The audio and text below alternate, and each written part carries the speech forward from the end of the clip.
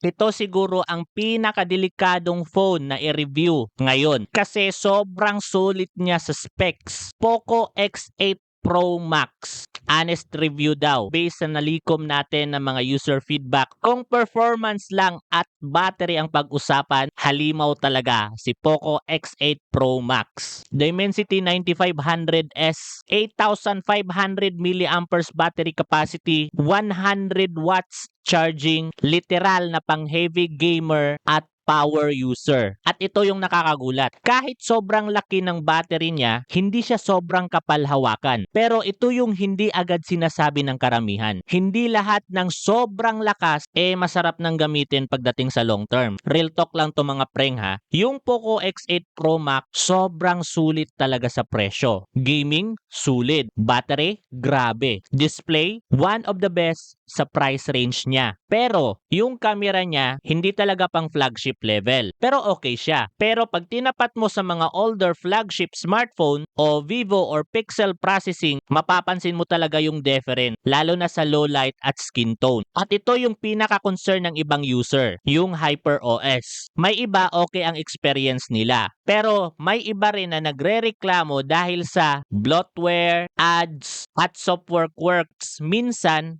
after update. Tapos wala rin siyang bypass charging. Magba-bypass ka pa sa 8,500 na battery capacity. Kaya pag naka-heavy gaming ka tapos naka-charge, mas uminit talaga yan. Compare doon sa mga gaming phone talaga na mayroong bypass features. Kaya mga preng, kung gamer ka, heavy multitasking, mahilig mag-bench watch, o gusto mo talaga ng sobrang tagal malobat, sobrang sulit nito. Pero kung camera at clean software ang priority mo, baka mas mag-enjoy ka pa sa ibang brand. Kaya mga preng, kung gusto mo ng honest review na hindi puro benchmark at hype lang, follow mo ako preng. Kasi dito, pati mga hidden issues pinag-uusapan natin. Pero kung nakapag-decide ka na preng na bumili ng smartphone online pero wala ka pang makitang legit store na nagbebenta ng paborito mong smartphone, go check to my profile, check my bio mga preng. Nandyan na lahat ng mga official, authorized, and legit store online na pwede mong pagbilhan ng iyong paboritong smartphone or tablet. And take note, meron din diyang mga smartphone accessories, top rated yan mga preng, kung saan posibleng magagamit mo talaga in the future or sa araw-araw mo.